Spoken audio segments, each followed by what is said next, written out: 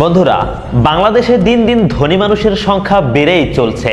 এমনকি সাবেক দুর্নীতিবাজ সরকার শেখ হাসিনার বাড়ির যে পিয়ন ছিল তিনিও নাকি 400-500 কোটি টাকার মালিক। আর এই কথাটি লেডি হিটলার শেখ হাসিনা নিজেই বলেছেন। আমার বাসায় কাজ করে গেছে পিয়ন, সে 400 কোটি টাকার মালিক। বাংলাদেশে বর্তমান এমন সব ধনী ব্যক্তিরা রয়েছে যাদের সম্পদ দেখলে আপনি চমকে যাবেন।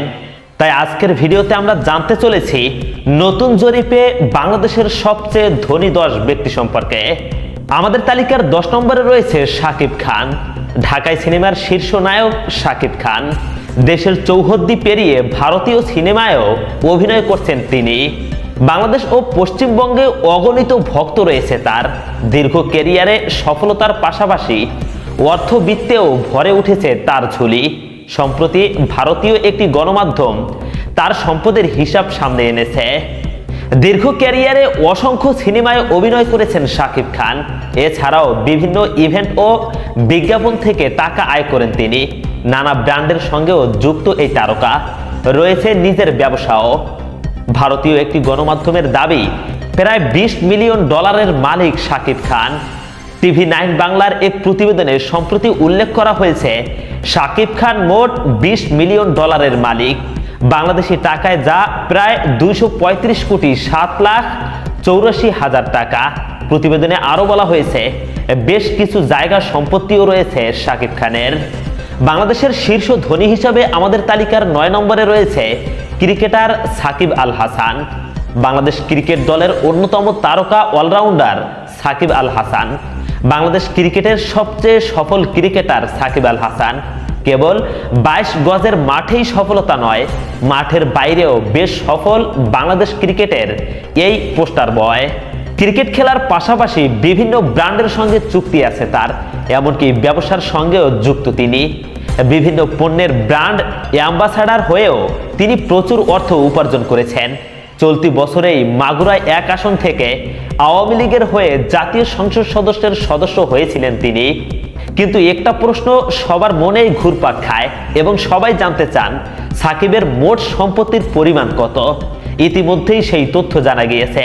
সূত্রের খবর, সাকিব আল হাসানের মোট সম্পত্তির পরিমাণ $75 মিলিয়ন, বাংলাদেশি টাকায় যা প্রায় 900 কোটি টাকার কাছাকাছি। সাকিবের বাৎসরিক আয় হলো, খেলার মাঠ থেকে রাজনীতির ময়দানে আসা সাকিব আল হাসান বছরে 5.5 কোটি টাকার বেশি আয় করেন। নির্বাচনে লড়াই করার জন্য তিনি মনোনয়নপত্রের সঙ্গে জমা দিয়েছিলেন হলফনামা। তাতেই এই কথা জানা গিয়েছে। হলফনামায় বাংলাদেশের এই ক্রিকেটার জানিয়েছেন তার বার্ষিক আয় 5,55,71,262 টাকা। এর মধ্যে ক্রিকেট খেলে তিনি বছরে আয় করেন 5,32,78,000 টাকা। বাকি 22,96,000 টাকা আয় করেন ব্যাংকে থাকা স্থায়ী আমানতের সুদ বাবদ এবং বিভিন্ন স্পন্সরের মাধ্যমে। তার নামে ব্যাংকে জমা আছে 11,56,91,000 টাকা। দর্শক, বাংলাদেশের শীর্ষ ধনীর বিবেচনায় আমাদের 8 নম্বর তালিকায় রয়েছে রাকিব আলী। তিনি হলেন বাংলাদেশের 8 নম্বর সবচেয়ে ধনী ব্যক্তি। তিনি জন্মগ্রহণ করেছেন 1938 সালে বাংলাদেশের সিলেটে। তো সে হিসেবে তার বর্তমান বয়স হয়েছে 87 বছর। আর তিনি পড়াশোনা শেষ করেছেন ইংল্যান্ড থেকে। তার পিতা ছিলেন সামান্য কাঠুরিয়া। তিনি বর্তমানে যে পজিশনে এসেছেন তা তিনি অর্জন করেছেন কঠোর পরিশ্রমের মাধ্যমে। বাংলাদেশের চায়ের বেশিরভাগ চাহিদা মিটিয়ে থাকেন রাকিব আলীর কোম্পানি। আর বাংলাদেশের সবচেয়ে বড় চা ব্যবসায়ী বলা হয় রাকিব আলীকে। বর্তমান সময়ে তার মোট সম্পদের পরিমাণ $310 মিলিয়ন, বাংলা টাকায় যা 3,720 কোটি টাকা। রাকিব আলী শুধুমাত্র সম্পদ অর্জন করেননি, এর পাশাপাশি তিনি অসংখ্য শিক্ষা প্রতিষ্ঠান গড়েছেন। এছাড়াও তিনি অনেক ধর্মীয় প্রতিষ্ঠান করেছেন। বর্তমানে তার বিশাল 4টি বড় চায়ের বাগান রয়েছে। তার একটি চায়ের বাগানের মূল্য প্রায় 400 কোটি টাকা। তবে তার নামে বিভিন্ন অভিযোগ রয়েছে, তার নামে বিভিন্ন দুর্নীতির মামলাও রয়েছে। দর্শক, আমাদের তালিকায় 7 নম্বরে রয়েছে ইকবাল আহমেদ। তিনি হলেন বাংলাদেশের 7 নম্বর শীর্ষ ধনী ব্যক্তি। তিনি হলেন একজন ব্রিটিশ বাংলাদেশি ব্যবসায়ী। 1956 সালে তিনি বাংলাদেশের সিলেটে জন্মগ্রহণ করেন। তো সেই হিসাবে তার বর্তমান বয়স হয়েছে 69 বছর।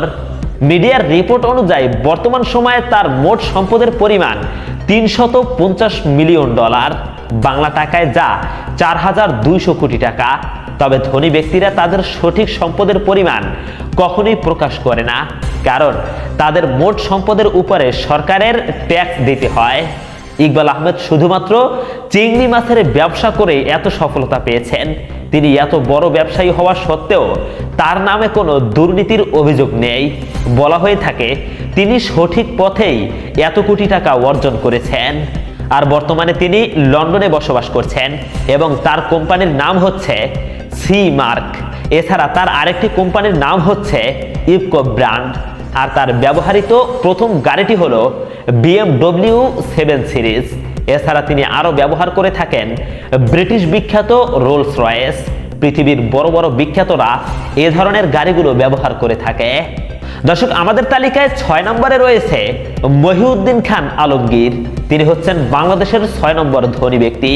তিনি একজন সাবেক সরকারি কর্মকর্তা আর তিনি ছিলেন একজন সংসদ সদস্য, এর পাশাপাশি একজন লেখকও। 2012 সাল পর্যন্ত তিনি বাংলাদেশের স্বরাষ্ট্রমন্ত্রী ছিলেন। তিনি জন্মগ্রহণ করেছেন 1942 সালে। তাকে বেশিরভাগ সময় সোশ্যাল মিডিয়াতে দেখা যায় যে কোনো ইস্যু নিয়ে কথা বলতে। বর্তমান সময়ে তার মোট সম্পদের পরিমাণ 410 মিলিয়ন ডলার, বাংলা টাকায় 4920 কোটি টাকা। সম্পদের দিক থেকে তিনি পৃথিবীর বড় বড় ফুটবলারদেরকে টক্কর দিয়েছেন। তবে তার বিরুদ্ধে বিভিন্ন অবৈধ অভিযোগ রয়েছে। এমনকি ঋণের প্রায় 9 কোটি টাকা আত্মসাতের অভিযোগে সাবেক স্বরাষ্ট্রমন্ত্রী ও আওয়ামী লীগ নেতা ডক্টর মহিউদ্দিন খান আলমগীর সহ 7 জনের বিরুদ্ধে মামলা দায়ের করেছিল দুর্নীতি দমন কমিশন দুদক। মামলার এজাহারে আসামিদের বিরুদ্ধে ঋণের নামে পরস্পর যোগ সাজেশনে ফার্মার্স ব্যাংকের 8 কোটি 86 লাখ টাকা আত্মসাৎ ও মানি লন্ডারিং এর অভিযোগ আনা হয়েছে। মহিউদ্দিন খান আলমগীর ছাড়াও মামলায় আরো 7 জন আসামি রয়েছে। দর্শক, আমাদের তালিকায় 5 নম্বরে রয়েছে গিয়াসউদ্দিন আল মামুন। তিনি হলেন বাংলাদেশের 5 নম্বর ধনী ব্যক্তি। আপনারা অনেকেই জানেন তিনি তারেক জিয়ার বন্ধু। এছাড়াও নাকি তিনি তারেক জিয়ার ব্যবসার পার্টনার ছিলেন। বর্তমান সময়ে তার মোট সম্পদের পরিমাণ 460 মিলিয়ন ডলার, বাংলা টাকায় যা 5520 কোটি টাকা। তবে তার বিরুদ্ধেও বিভিন্ন মামলা রয়েছে। শেয়ার বাজার লুটপাট, অর্থ জালিয়াতি ইত্যাদি অভিযোগ রয়েছে তার বিরুদ্ধে। বন্ধুরা, আমাদের তালিকায় 4 নম্বরে রয়েছে শাহেদ আব্দুল হোসেন। তিনি হচ্ছেন বাংলাদেশের 4 নম্বর শীর্ষ ধনী ব্যক্তি। তিনি হচ্ছেন বাংলাদেশের একজন রাজনীতিবিদ এবং বিশিষ্ট ব্যবসায়ী। তিনি পরপর 4 বার বাংলাদেশের নির্বাচিত সংসদ সদস্য। 2009 সালে তিনি যোগাযোগ মন্ত্রী ছিলেন। তিনি জন্মগ্রহণ করেছেন 1971 সালে বাংলাদেশের মাদারীপুর জেলায়। প্রথমে তিনি একজন চাকুরিজীবী থাকলেও পরবর্তীতে তিনি একজন ব্যবসায়ী হয়ে যান।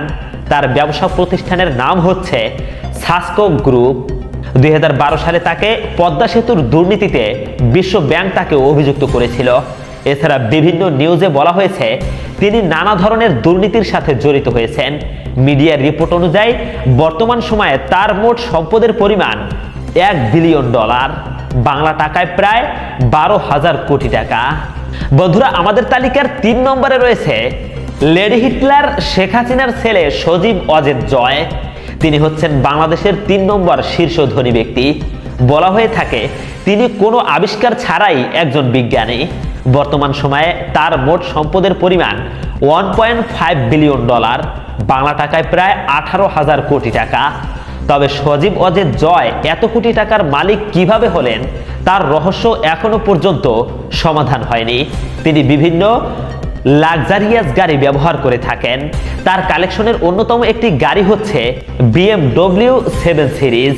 এছাড়াও তার বিলাসবহুল বেশ কয়েকটি গাড়ি রয়েছে। বন্ধুরা, আমাদের তালিকার 2 নম্বরে রয়েছে তারেক রহমান। তিনি হচ্ছেন বাংলাদেশের 2 নম্বর ধনী ব্যক্তি। বর্তমানে তিনি হচ্ছেন বিএনপির ভারপ্রাপ্ত চেয়ারম্যান এবং বর্তমানে তার মোট সম্পদের পরিমাণ 1.7 বিলিয়ন ডলার, বাংলা টাকায় 20,400 কোটি টাকা। তারেক রহমান এত বিপুল পরিমাণ সম্পদের মালিক কিভাবে হলেন তা এখনো পর্যন্ত জানা যায়নি। তারেক রহমান যে গাড়িগুলো ব্যবহার করে থাকে সেগুলো হলো পৃথিবীর বিলাসবহুল গাড়ি।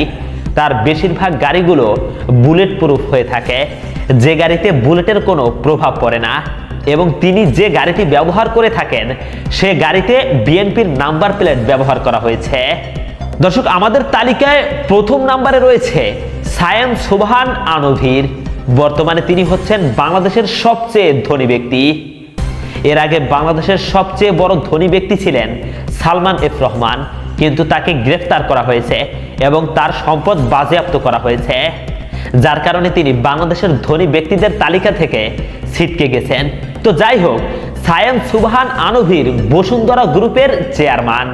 বসুন্ধরা হচ্ছে বাংলাদেশের সবচেয়ে বড় কোম্পানি। আনভির এর বাবা আহমেদ আকবর এ বসুন্ধরা গ্রুপের কোম্পানি চালু করেছিলেন। তার বাবার পৈতৃক সূত্রে তিনি এতগুলো সম্পদ পেয়েছেন। বর্তমান সময়ে তার মোট সম্পদের পরিমাণ প্রায় $5 বিলিয়ন, বাংলা টাকায় প্রায় 60,000 কোটি টাকা।